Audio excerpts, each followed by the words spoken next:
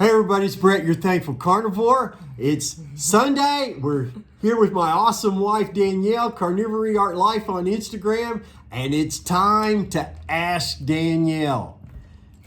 So darling, has your taste in meat preferences changed over the last 19 months that you've been carnivore? Yes, it has quite a bit.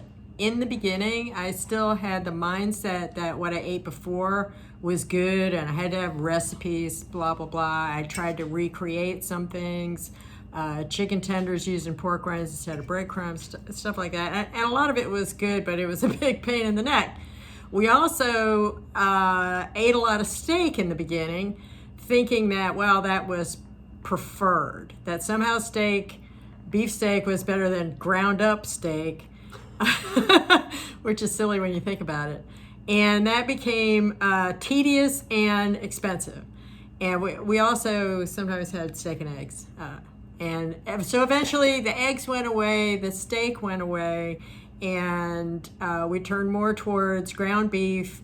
I did make a lot of pork chops, and I still do make pork chops, but he doesn't eat them anymore. I used to buy giant pork chops at Harvey's, but now I just eat pork loin at least once a week, and I make a roast chicken once a week. But for the most part, and then I eat salmon. But and I used to eat the tilapia all the time, but now I prefer to have salmon than tilapia. So it's changed over time, and I don't feel like that I have to eat any certain thing. I eat what I feel like eating. Right now, it's a rotating pattern of certain things. So I can change my mind and have fish one night and hamburger the next night. I may eat bacon with dinner, I may not. There is no right or wrong way. It's all meat, and as long as you eat enough, it's all good. Excellent, excellent. I agree completely. Okay, question number 2. Oh, this is relevant to today in a big way. Are you concerned about contracting the coronavirus or the flu? No, I'm not. I'm not any more concerned about the coronavirus than I am any other of the myriad of bacterial or viral infections that are out there that one can contract. There are sick people amongst us everywhere. So I've always been careful as far as my hands are in chemicals and soap and water all day long anyhow, most of the time. And I'm very careful when I'm out and about, but I'm always like that because there's a lot of things I don't want to catch. And there's a lot of stuff out there that is just as bad, if not worse, than the coronavirus. And yesterday and today were a big pain in the neck at the store. So they tell people, don't go anywhere. So everybody runs to the store, and Sam's today was jam-packed with paranoid people. Oh, wow. We got some toilet paper yesterday. We're going to save it to use when toilet paper is currency. That's our goal. And the funny thing is everybody in the line there, and there was an extremely long checkout line at Sam's. Everybody seemed to be rather of the same opinion. That wasn't this all crazy, but there they were with their carts all full and being forced to kind of stock up on stuff because they didn't know if they came back next week or next day, if some other crazy person would have bought all the stuff. So I only bought what, I needed. I didn't really buy anything extra.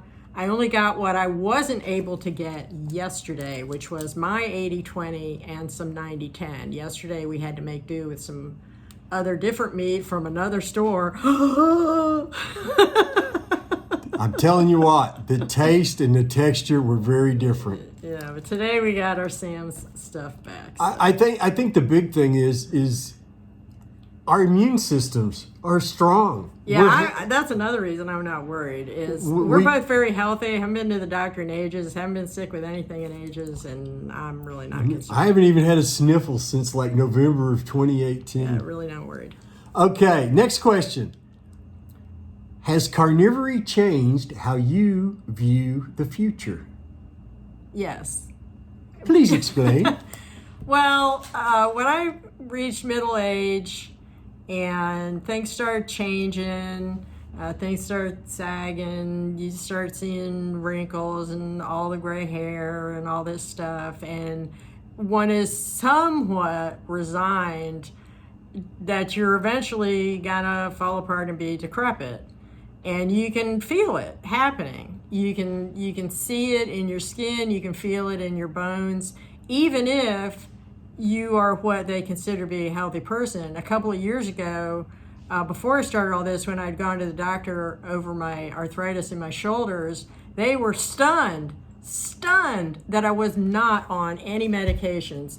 They couldn't even believe it. She must have said that 10 times. Really not on it? No, there isn't anything wrong with me, but I could still feel that I was getting older. I could still feel, time kind of dragging at me. And after going carnivore, it isn't just that I feel much better physically. I feel I'm more energetic. I actually feel younger. My skin is way better. Everything feels better. And I've been healed of all these little myriad of annoying things, like random rashes and the itches and the skin things and all the allergies. And that's another thing. I was a extremely careful label reader. I had to be very, very careful of what I ate because of my food allergies. And I don't worry about that anymore because there isn't any crap in meat. There's just meat in meat. So I don't have to read labels or worry about that anymore, unless I'm checking to see if something has sugar in it. But I've already done that. I already know what I can and can't eat, and so I don't really worry about it because I don't really eat any packaged food to speak of. Awesome. I feel like I forgot to say something. Oh, yeah. So it isn't just a physical thing, it's a mental thing. You just overall feel more optimistic. Now, whether this is because I physically feel better or because my mind is clear and I'm just able to think about things more logically and we're able to talk about the future and make plans without, it being a big contentious point between us, what we're going to do. There's just a general feeling that everything's going to be good.